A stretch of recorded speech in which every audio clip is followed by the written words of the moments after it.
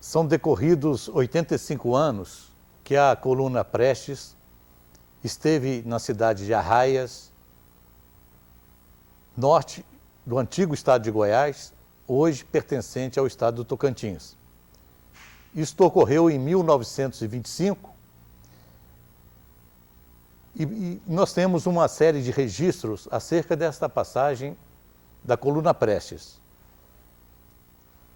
Por incrível que pareça, não obstante esses 85 anos decorridos, nós temos testemunhas oculares da presença dos revoltosos na sua heróica passagem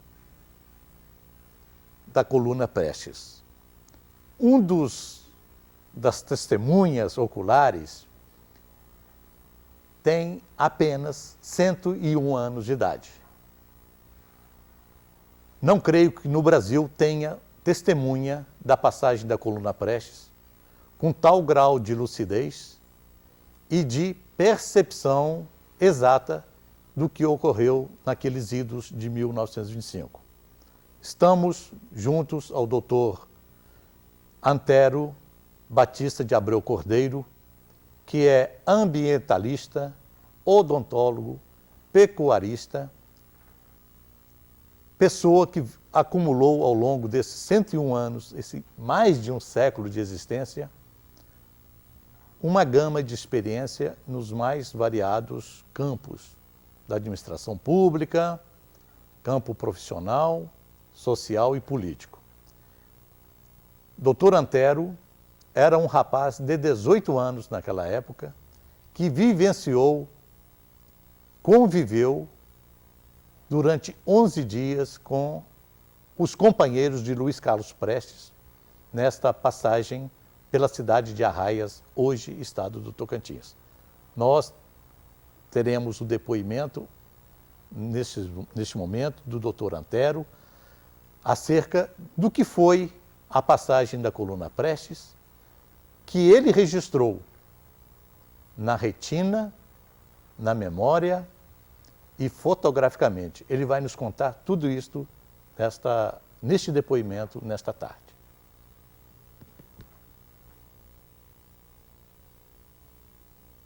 O senhor primeiro vai falar sobre o Rodolfo. E como chegou na máquina fotográfica, depois chegar no... Tá bom. Lá, o senhor vai falar primeiro da folia de reis lá. Da folia de reis. Não estou gravando. Pode falar. Um homem viajava a cavalo do município de Arraias para o município de Taguatinga, onde tinha uma fazenda. Chegando à beira do Rio da Palma, que fica na divisa entre os dois municípios, Arraias e Taguatinga, tinha uma casa com um puxado à frente assim, de novo.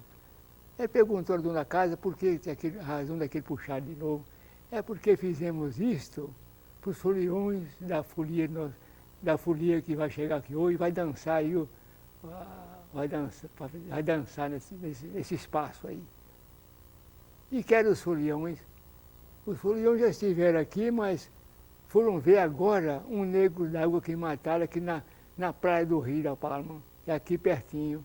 O senhor quer ver o negro d'água?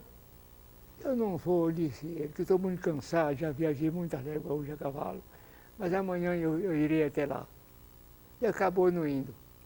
Mas os homens que voltavam dessa visita ao Negro d'Água contavam para ele toda a mesma história, que tinham visto lá o Negro d'Água morto e que consistia numa pessoa, num anfíbio muito parecido com um homem de pequena estatura, que tinha cabeça grande, braços compridos, caninos longos e pés e mãos, entre os dedos, uma membrana ligando, parecendo pé de pato. Ele ficou, vieram os foliões depois, dançaram, e cada um que chegava confirmava ter visto a mesma coisa que o primeiro tinha dito. Então, a notícia correu e foi parar na Alemanha, não sei como. E de lá, então, tinha uma pessoa lá na Alemanha que trabalhava para o Jardim Zoológico, fazendo... Empalhamento. Hein? Empalhamento. Empalhava. Empalhando e dando injeção para não apodrecer o animal. Como é que chama isso? Embalsamava. Embalsamava.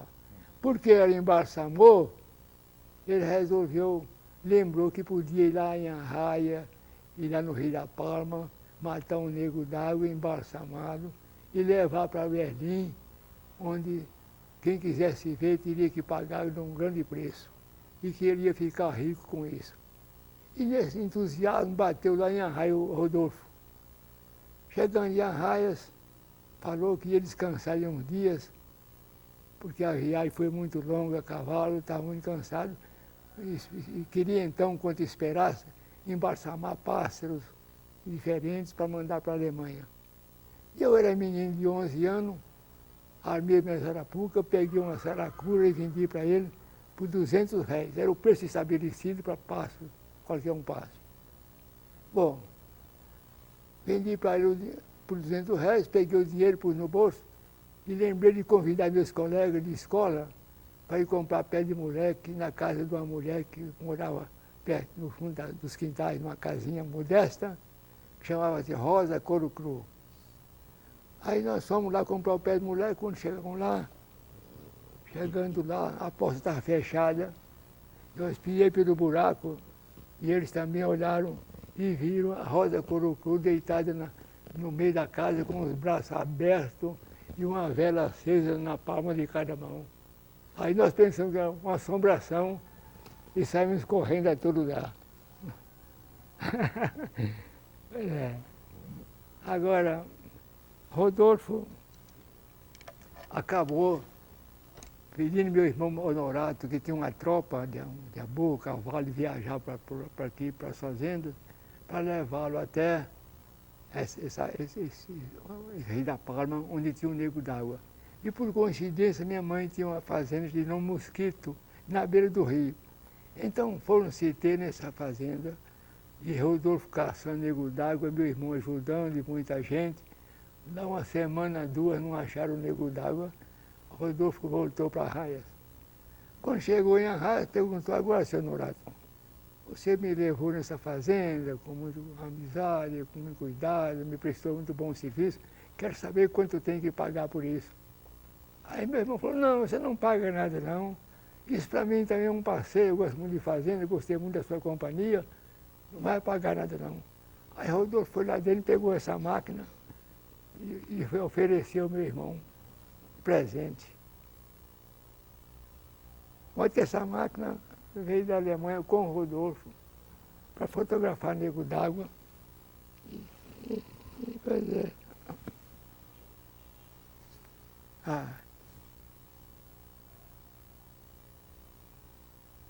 O catálogo dela, né? Hein? É o manual, né? Aqui o manual da máquina. Está escrito em alemão. Mostra importante, né? Olha aqui, ó. A máquina veio aqui dentro do invólucro que tem aí até hoje. Aqui, ó. A máquina veio aqui dentro desse invólucro. E o cartão que dá instruções para trabalhar com a máquina. Tudo escrito em alemão. Pois é. Exatamente isso. Agora, depois, mais tarde, foi em 1918. Quando foi... Aí meu irmão ficou com muita alegre com a máquina, que ninguém tinha naquele tempo. Olha, de Arraias, sem transporte, não tinha estrada de rodagem no tempo, não tinha telefone, não tinha telégrafo.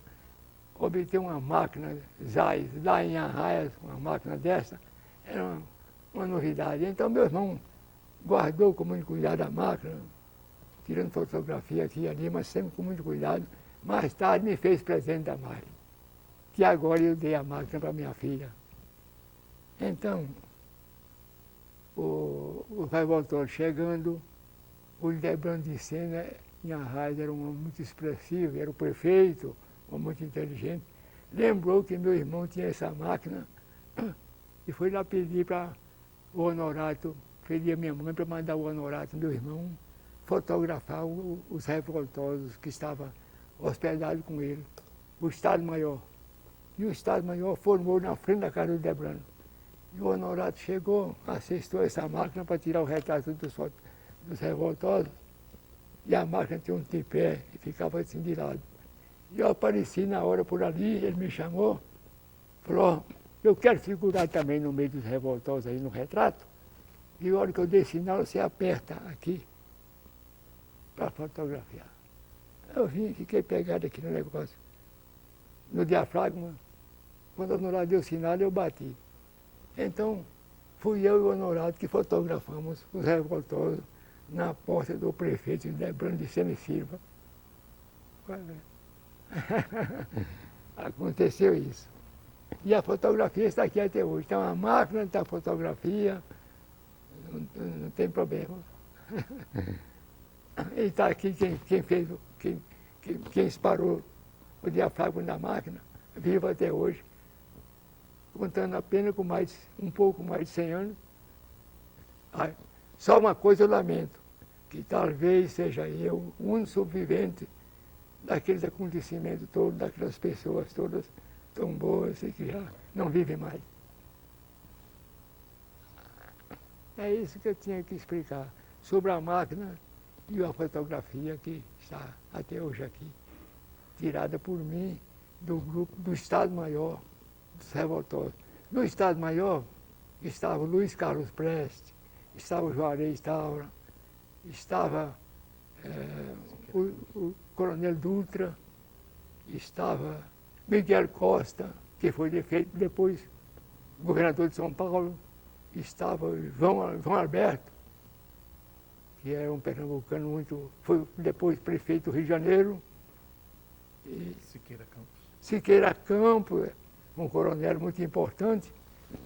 E olha uma coisa que eu fiquei sabendo, até eu lamentava, porque eu fiquei assim, gostando dos revoltosos de um modo geral.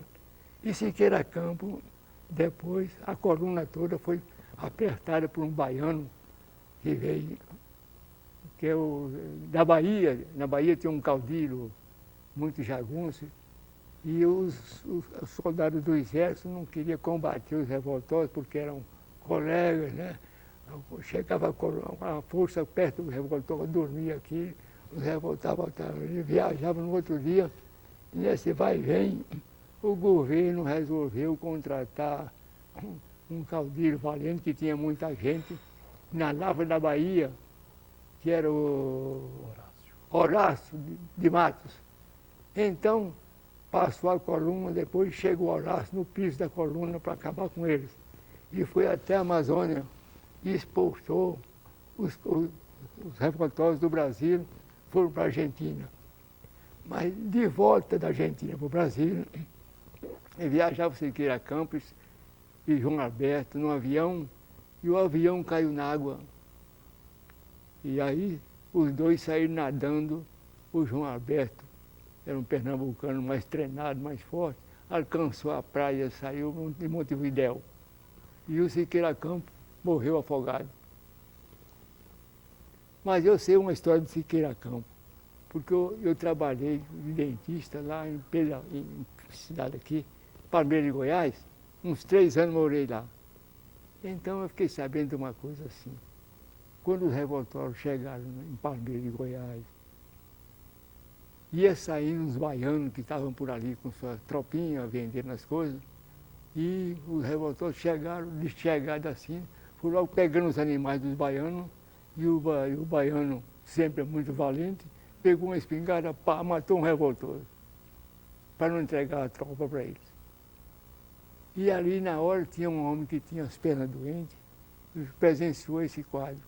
Mas depois Siqueira Campos ficou para vingar, mandou pegar as pessoas mais representativas da cidade de Palmeiras, farmacêutico, médico, juiz de direito, promotor, papapá, mandou formar tudo na beira na frente da igreja e mandou acessar uma metralhadora para matar todo mundo.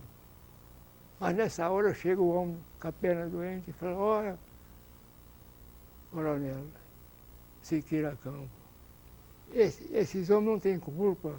Uns baianos iam saindo da cidade, se encontraram com os revoltosos tomaram os cavalos deles, o baiano matou um. E eu presenciei isso. Então, liberou os homens, que iam morrer tudo na hora.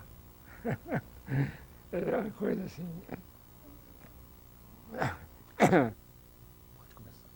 Quando a coluna Prestes se aproximou de Arraias, nós já sabíamos mais ou menos que ela estava nessa direção. Mas mandou parar e avisar o prefeito, o Ildebrando de Sena e Silva, que era o prefeito, que estavam chegando ali. Então o Ildebrando mandou que ele parasse na entrada da rua, mandou avisar, parou. E lá, e levou, e falou com o Aniceto Pezinho, que era o chefe da música, o mestre, para nos levar, nós os músicos, para receber os revoltosos. Então nós chegando lá, eu tocava trompa, e os companheiros, cada qual com o seu instrumento, é barítono, é saxofone, é outras. A banda era grande de música. Então nós fomos e recepcionamos os revoltosos com música. E os revoltados, então, chegaram em Arraias, depois que chegou, houve a missa campal, oferecida a eles.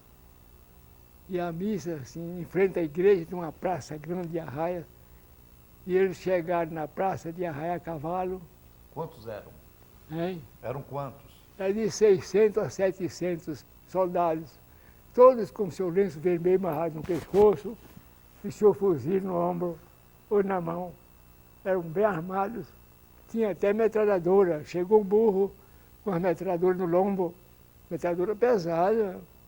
Os revólveres compunham porque ele vinha do exército. Então, essa gente toda, essa soldadesca no meio da praça, para ouvir a missa, apiaram de seus cavalos, com seus lenços no pescoço, e apoiaram os braços nos arreios e ficaram vivamente emocionados ouvindo a Santa Missa, com o chapéu na mão. Agora, nesta hora, o Juarez estava, dito a missa, ele subiu no pé do cruzeiro, de uma escassada, ficou em cima desse escassado do cruzeiro e fez um bonito e longo discurso, pedindo a seus comandados que comportassem bem naquela cidade, que recebiam os revoltosos com amizade e carinho. E aí ouviu, e os revoltosos, então, todos ouvindo a missa, como eu já falei, apiados e apoiados em seus cavalos com o chapéu na mão, dita a missa, e o discurso foi mais longo, e a missa foi dita, a missa foi dita e oferecida aos revoltosos. O senhor chegou a conversar com algum dos revoltosos? Eu conversei com alguns deles. Eu me lembro até de uma coisa. Eles não tinham higiene, porque viajavam tudo a cavalo muito tempo. E como eram gaúchos, tinham uma capa, naquele tempo, usava as capas para proteger da chuva, era feita da mesma capa de borracha chamada. Mas os revoltosos traziam suas capas de lona ainda de lá. Eu comprei de uma capa por 14 mil reais.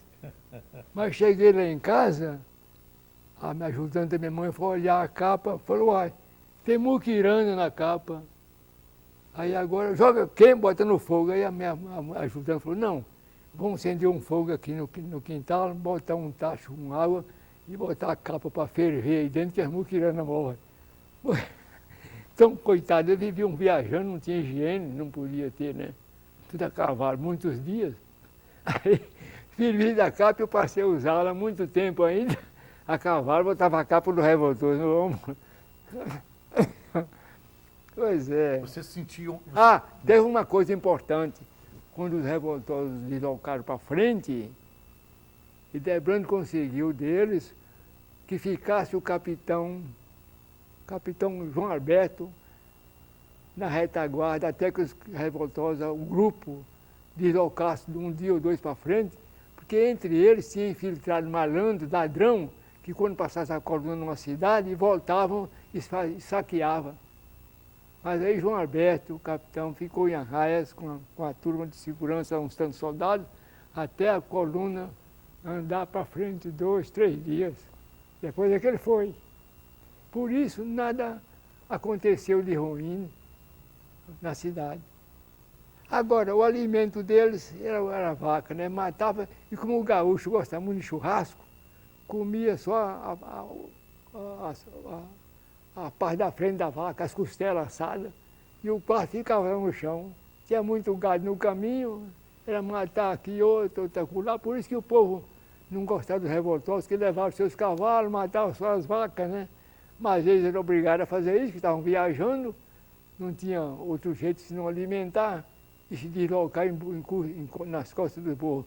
Agora, os animais da minha mãe, e minha mãe tinha tropa grande, assim, uns 20 burros, que naquele tempo ia para a barreira buscar as coisas e tal. Então, eu tinha naquela época, foi em 25, eu tinha 18 anos. Eu peguei a metade dos animais da minha mão e botei numa larguinha que tem lá chamada tapera de canbuchim. E cortei pau e fechei. Porque passou uma estrada na serra, muito íngreme, e eu fechei aqui com a cerquinha e salvei uns burros da minha mãe. E a outra parte, eles requisitaram, Debrando de Burro fazer requisição, e Miguel Costa e os outros assinaram a requisição dos animais que levaram de minha mãe. E prometeram que se um dia saírem vitoriosos, pagaria aqueles animais. Então passou os tempos, eles ficaram vitoriosos. Miguel Costa era governador de São Paulo. Eu fui a São Paulo, fui à praça de Miguel Costa, devia a requisição. Falei, olha, quando vocês passaram, os senhores passaram em Arraias e deixaram essa requisição. Agora estão vitoriosos, eu estou vendo se me pagam. Aqui são os animais da minha mãe.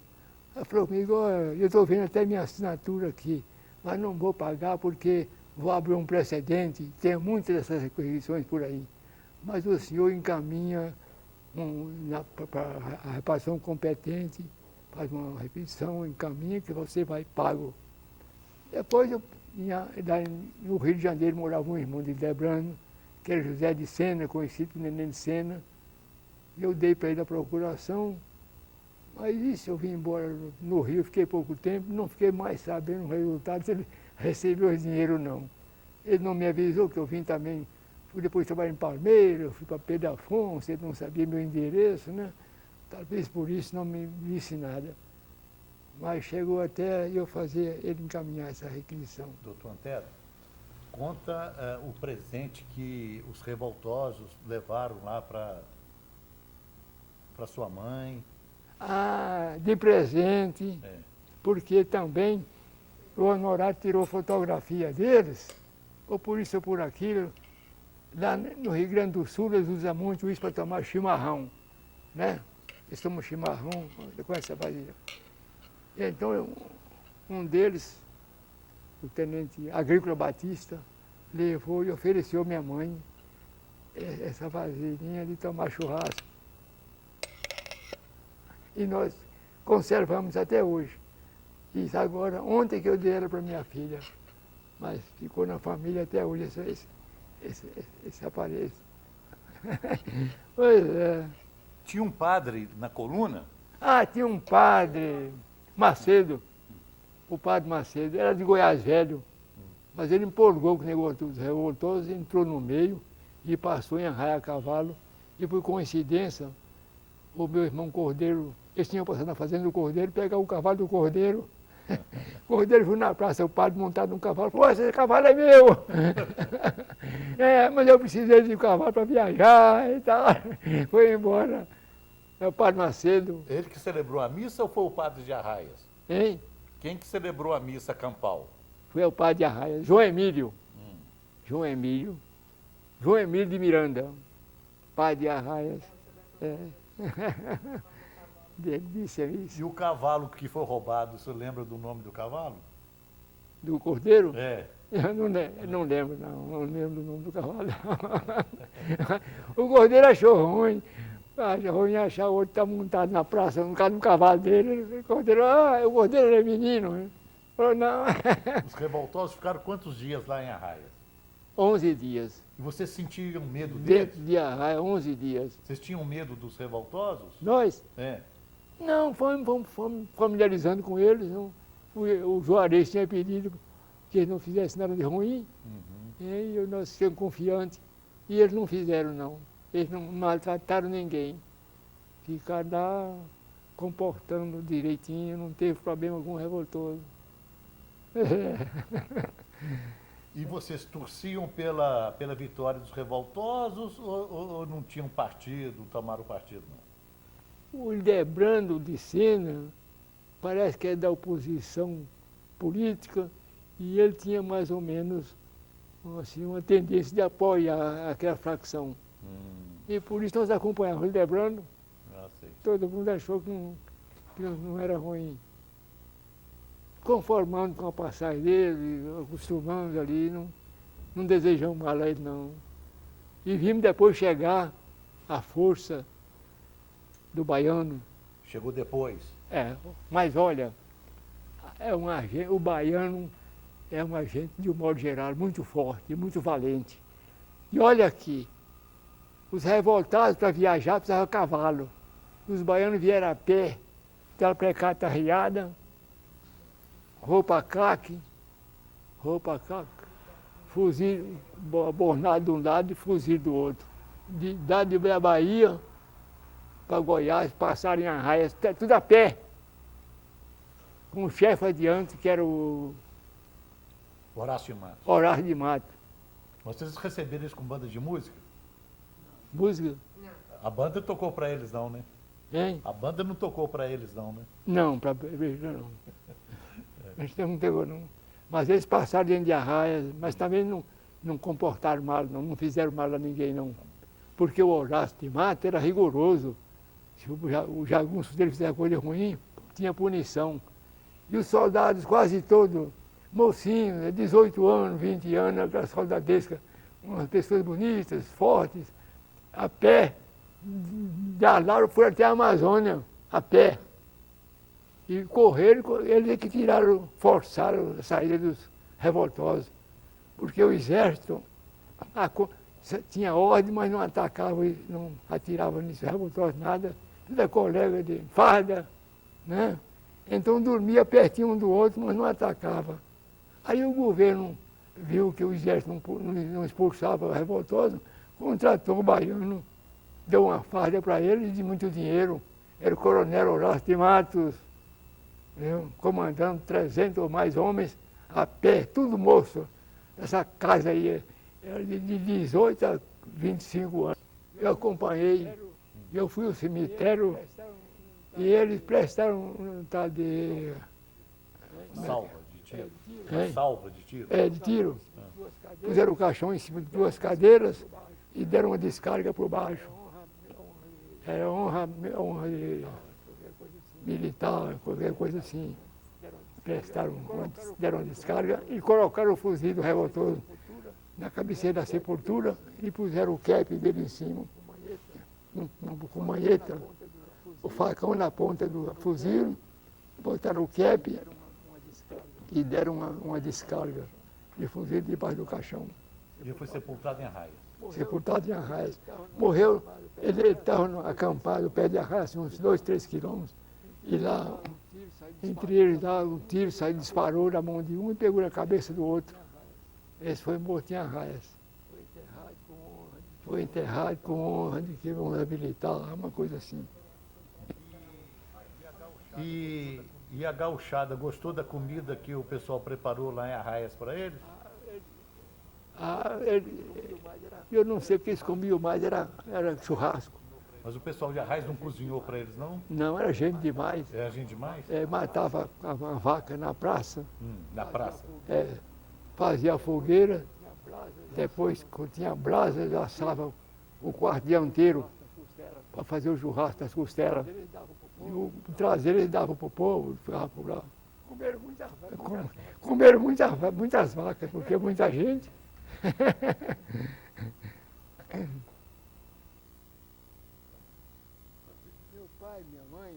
Meu pai e minha mãe tinham 8 filhos, depois mais 10 filhos. Então, e tinha diversas fazendas. Geralmente é assim, saía a família de Arraias, ia passar um dia numa fazenda. Lá ficava um dia, depois voltava e logo depois ia para outra fazenda. Estava sempre em movimento essa família, indo e voltando nas fazendas. E quando ia para as fazendas, tudo a cavalo, as mulheres sentaram tudo de lado no silhão, não podia descansar, antes que era feio. Tudo era sentado no silhão.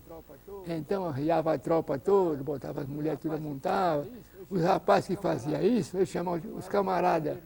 Camarada aquele tropeiro que ajudava a movimentar a tropa. E aquela família numerosa, levando ainda ajudantes, uma para costurar, outra levava mais uma para contar história. Era tranquilo.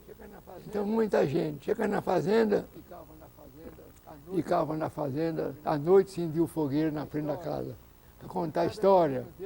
E cada menino desse tinha uma história.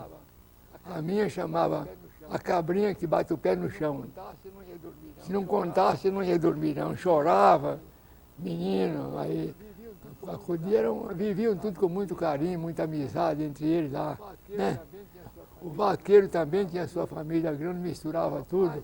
Os rapazes da família, quando ia, a casa não cabia para dormir, dormia tudo no chiqueiro de bezerro, armava a rede, né? Ia ficando grandinho, não ficava na casa não, dormia lá mesmo. Eu mesmo dormia muito em rede, né? Onde tinha os bezerros, casa de bezerro, porque não cabia tanta gente. Mas tudo tranquilo, né? Aí matava logo uma vaca, estava numa torotagem. O vaqueiro tirava leite, juntava o gado todo. Eu também era menino, mas eu ia para o campo ajudar o vaqueiro. E gostava muito daqui, de andar a cavalo. Por isso eu gosto de cavalo até hoje, andar a cavalo, porque treino de menino, eu ia para os campos todos. Aí juntava o gado.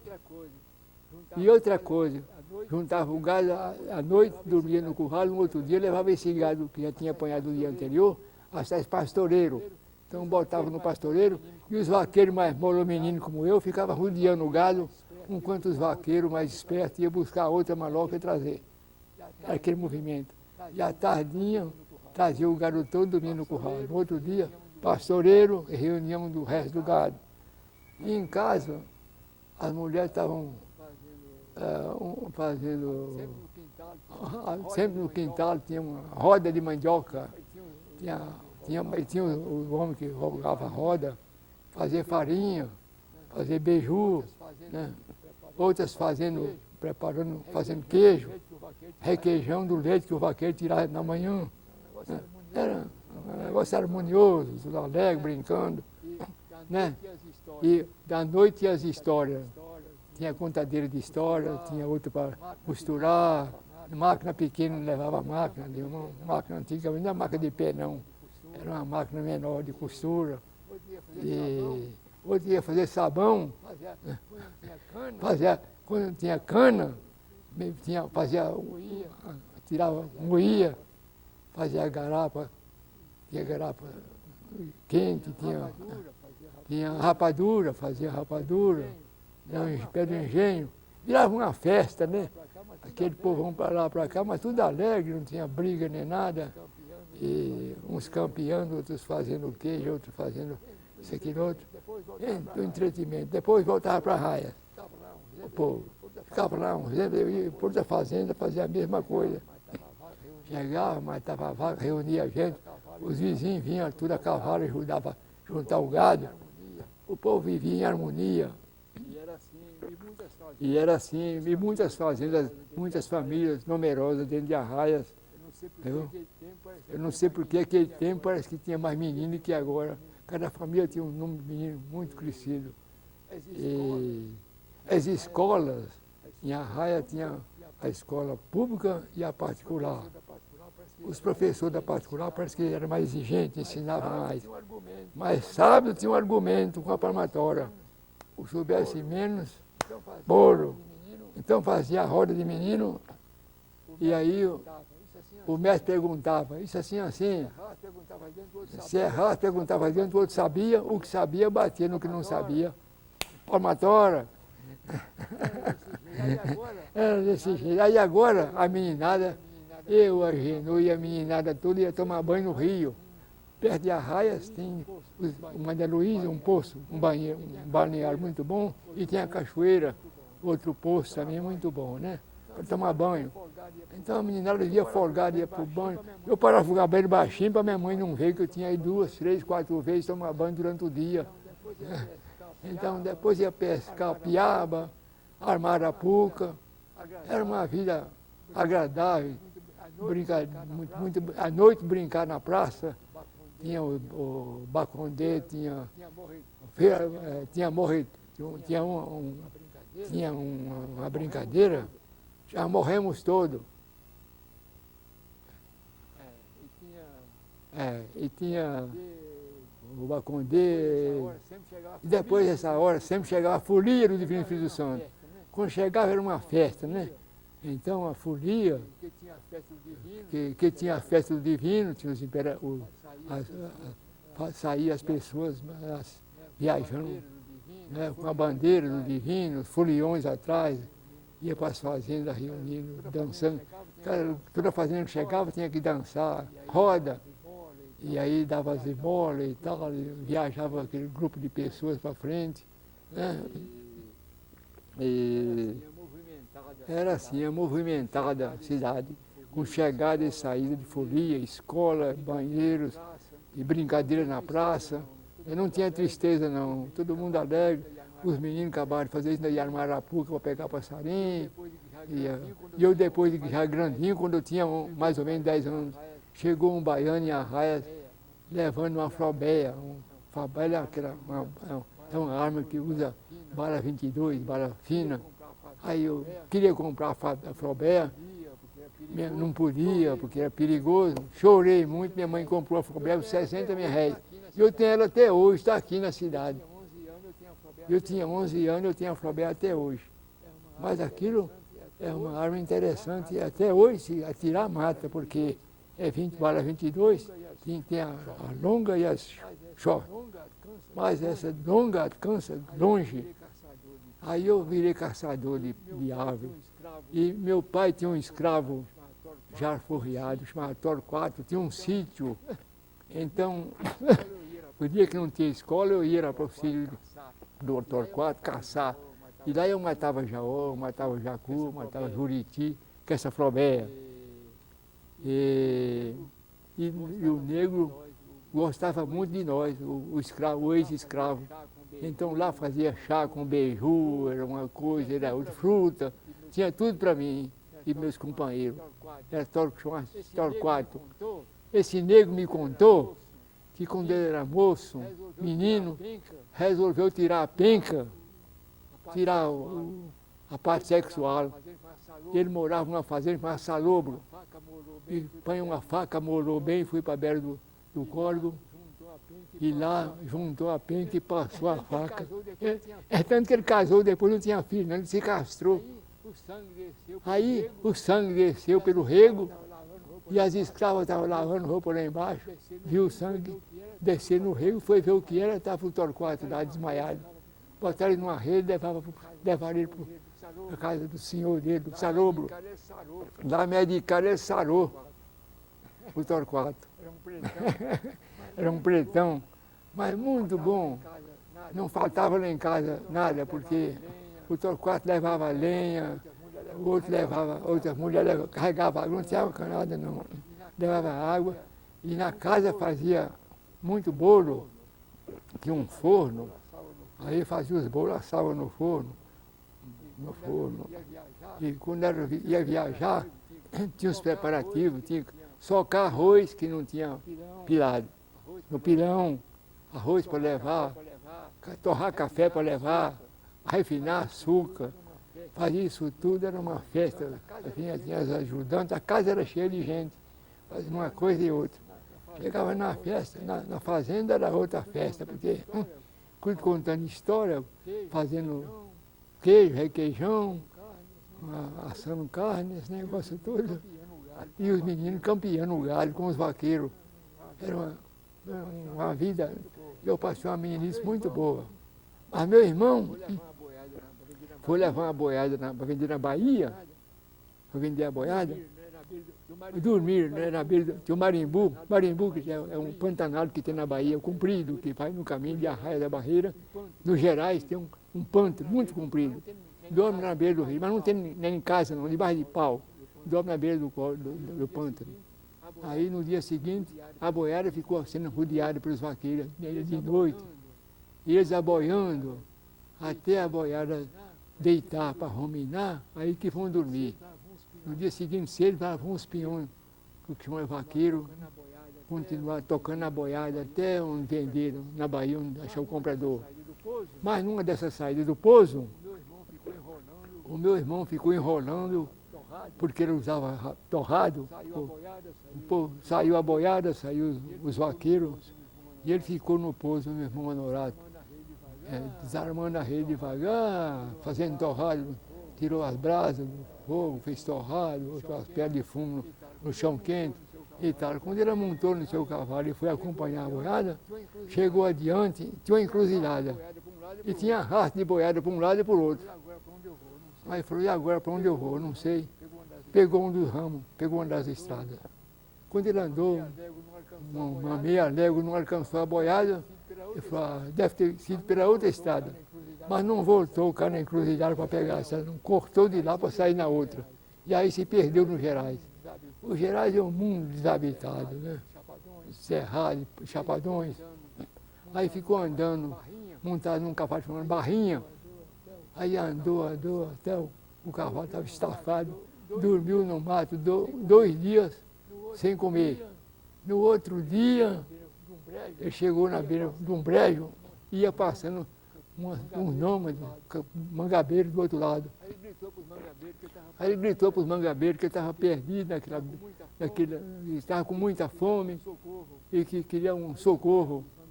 Aí os mangabeiros disseram para eles que não ia lá ver ele porque no brejo tinha muito sucuri e era muito fundo e atolava.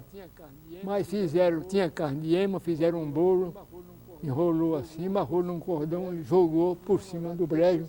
E o Honorato pegou esse bolo e à noite, ficou comendo aí, um dia, matou a fome, e à noite, na garupa do cavalo, levava rede. À noite armou a rede num pau, assim que ele fez 2, 3 dias, e dormia lá. Mas você vê o valor de um sertanejo, que era da comitiva, chamava-se Tiburcio. O Tiburcio pegou o rastro desse Barrinha, que o Honorato foi montado, pegou o rastro para vai aqui, vai lá, escureceu, dormiu no mato.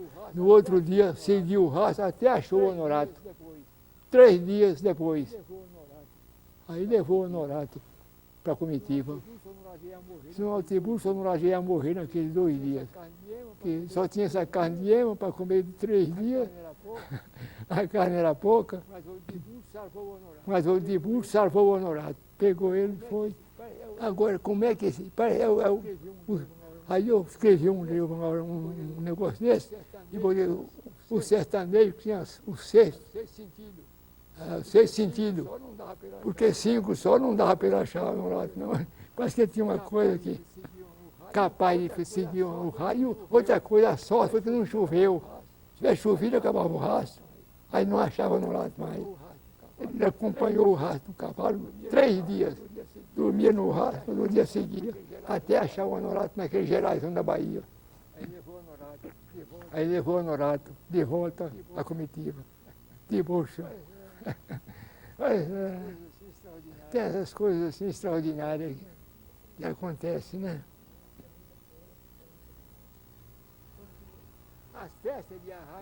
As festas de arraia, então, eram uma beleza, né? Porque tinha o sorteio, tinha o capitão do mastro, tinha o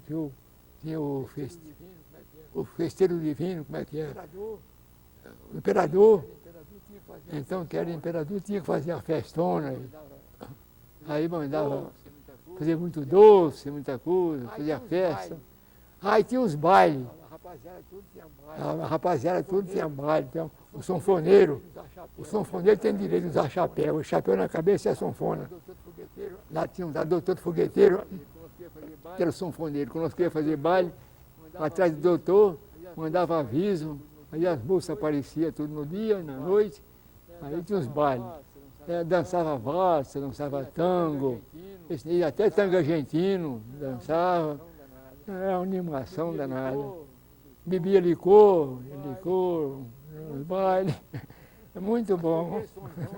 As fogueiras de São João eram uma beleza. Fazia as fogueiras nas portas. Né? Aí assava batata, reunia. Fogueira de São João. Era uma vida agradável. O pessoal lá não ficava sofrendo nada não, porque era o povo tudo mais ou menos, tudo amigo um do outro, né?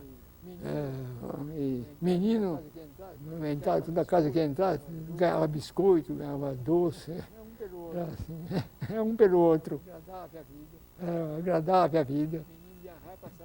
Menino de arraia passava bem. E tinha os banhos no córrego, nadar para lá, para cá. E as cachimbadas? Hein? As doenças? Quando estava doente? A doente, tinha um farmacêutico que era meu padrasto, doutor César Duarte, tinha uma farmácia. Mas geralmente a doença só curava quinino, sal de Glauber. Não tinha vacina, não. Menino tudo tinha frieira, porque ele andava descalço. Dava uma ferida entre os dedos aí, frieira. Menino não tinha esse negócio de botina, não. Andava descalço. Armando arapuca para pegar bicho, pescando, põe caju, tempo de caju, todo mundo precisa caju, vem São João, os meninos tudo vai apanhar lenha, as famílias tudo vai buscar lenha, fazer as fogueironas na porta da rua, aí assar batata, conversar, fazer o baile. A vida era agradável dos meninos. Ia para as fazendas, muito esporte, cavalo para lá, para cá, cavalo. Mas era assim. E as viagens, mas tinha uma coisa que eu admiro. Como é que as mulheres levavam as crianças, quando chovia, sentado num arreio com esse menino na mão. Os camaradas não tinham ponche, não. Tinha tal de caroça. Era um negócio de palha que fazia assim, um saco de palha, eles punham na costa. Mas só cobria até aqui, das pernas, do joelho para baixo, molhava tudo. Esses eram os rapazes que ajudavam na tropa. Agora, a família principal sempre tinha as capas que compravam na Bahia, ou fazia de borracha, lá mesmo. Era assim. Também onde chegasse, de regra geral, era bem recebido.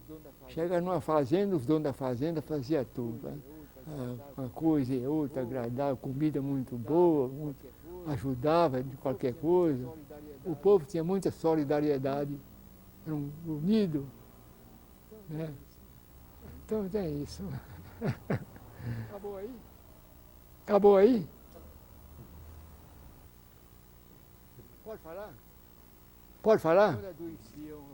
Quando adoecia uma pessoa, tinha raias, como aconteceu muitas vezes, ele tinha que se deslocar para Natividade, ou Paranã, hoje, que é a antiga Palma, ou para Barreiras, atrás do médico.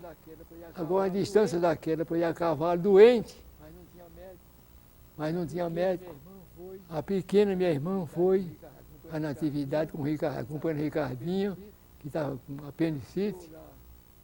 Chegou lá, só dá o remédio que tinha, só poaia,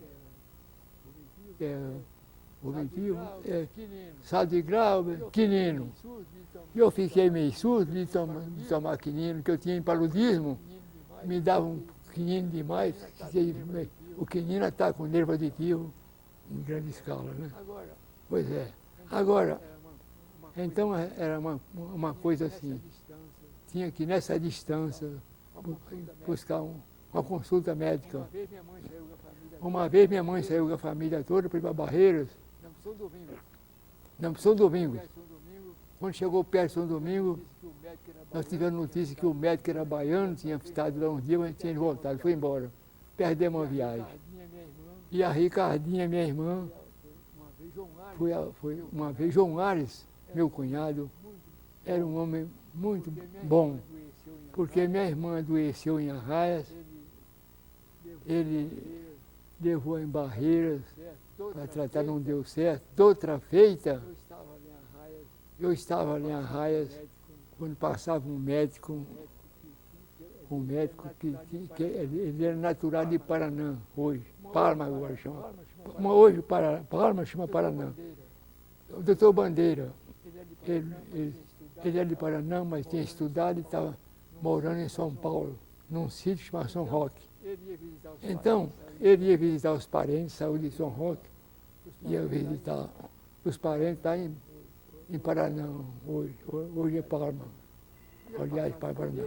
Quando ele passava na Beleza, que vocês sabem onde é a Beleza, pertinho de Arraias, eu tive notícia que vinha esse médico, eu fui à Beleza e ele chegou de passagem para ver os parentes lá em Palma. Aí eu pedi ele para ir a Arraias, ver minha irmã. Ele falou, eu não posso ir porque está marcado, os cavaleiros estão me esperando, porque tinha uns encontros de cavaleiro, quando tinha um homem importante. Mas eu acabou indo, fui a Arraias e lá ele examinou a Ricardinha e falou, apendicite. Se você quiser curar, tem que me procurar em São Roque, São Paulo. O João Ares pegou a Ricardinha, levou em Barreira, embarcou no Rio, foi não sei aonde, foi parar em São Roque, São Paulo. E lá a Ricardinha foi operada, ficou boa, chegou em Arraias um mês ou dois depois, gorda, saudável. Porque achou o doutor Bandeira para acudir ela na hora. Mas outras pessoas doentes, eu mesmo acompanhei Samina, minha irmã, que era a mulher do João Batista, eu acompanhei ela viagem lá na Paula, até o doutor Quintiliano Luiz da Silva. Ele, Quintiliano Luiz da Silva, ele era da Palma, tinha formado também em medicina e inicia a função lá em Palma. Então, gente de Arraias, ia a cavalo, de Arraias a Palmas, é 30 léguas, são 180 quilômetros, a cavalo, dormindo no caminho por aí tudo, ou em casa, ou no mato, que não tem jeito. Doente para fazer uma consulta médica. Você imagina, outras vezes tinha que ir na atividade, porque o quintiliano mudava, vez para lá. Outras vezes tinha em Barreiras. O negócio não era fácil. Hoje quem vive em Arraias tem esses recursos todos, tem hospital, tem telefone, aí não tinha celular, não tinha telefone. O progresso maior que teve lá naquela época foi o telégrafo, que o João de Abreu arranjou um aparelho em Goiás, mandou para lá, o telefone, e o Agenor aprendeu e ficou sendo telegrafista muitos anos. Então, esse realmente foi um serviço notável, foi o telefone, o telégrafo. E só depois é que teve mais coisa. Mas em Arraias que o Agenor exercia, não era telégrafo, já era rádio, porque não tinha um fio. Porque antes de terem descoberto o telefone, o rádio, para falar de uma cidade para outra, tinha que ser pelo fio. O Marechal Rondon era do Exército Brasileiro e foi para Goiás Velho fazer uma linha telegráfica de Goiás Velho a Cuiabá. Fez a linha. Isso aí tinha que fazer a picada toda, botar os postes, botar o fio, assim como puseram de Goiás Velho para São José de Tocantins. Era desse jeito. Aí vinha índio, cortava os paus, porque não gostava de branco, porque branco matava índio, e coisa e tal, era uma luta. Quando eu fui estudar um pouco em Goiás Velho, não tinha rádio não. rádio desse de casa. Aí quando chegou o primeiro, foi para o Palácio do Governo. E o povo ia ouvir o rádio falar, tocar música. Mas era muito ruim, muito barulhão danado, mas em todo lugar era novidade. Isso já foi em 1927. Ainda tinha esse atraso todo. A capital só tinha 7.000 habitantes, Goiás Velho. Agora não tinha água instalada nas casas, não tinha energia. Era capital. Pois é. Mas, contudo, tinha um povo muito bom lá em Goiás, hospitaleiro. E lá tinha escola de farmácia e odontologia em Goiás Velho. Eu não tinha feito ginásio, mas entrei com o exame de admissão, passei com nota 8 e tirei meu diploma. E olha bem, eu cheguei em 27, em Goiás Velho. Em 30, era 3 anos na escola. Em 30 eu tirei meu diploma de odontólogo. E a escola acabou, o governo federal acabou com a escola. Mas em compensação ajudou a fazer Goiânia, Brasília, né? Tudo isso que está aí de vantagem. O senhor lembra quando chegou o primeiro rádio em Arraias? Ah, me lembro. Primeiro rádio. Em Arraia não. Em Arraias. Em Arraia também. Aí eu estava já lá em Goiás. Lá no Rio, em Goiás Velho. Quando chegou o primeiro rádio, João de Abreu que conseguiu esse rádio para lá. Doutor Flozino era o diretor de rádio e muito amigo de João de Abreu, de Goiás Velho. Aí João de Abreu foi para Goiás os rádios para distribuir para as cidades principais do estado. Aí o governo não queria dar para a Arraia não, porque era longe, não. Tinha outra cidade mais importante, Jataí, Rio Verde. Mas João de Abreu conseguiu pegar um rádio aí e mandou. Instalou e ordenou, aprendeu, foi seu telegrafista. E prestou um serviço notável. Pois é. Doutor Antero, Sim. e o rádio doméstico lá em Arraias? Hein? O rádio nas casas lá? Rádio doméstico, quando chegou lá? Ah, não sei. Em Arraias, Em né? Arraias. Aí eu não sei, não estava lá não. Não estava mais lá. Não estava não. Estava em Goiás.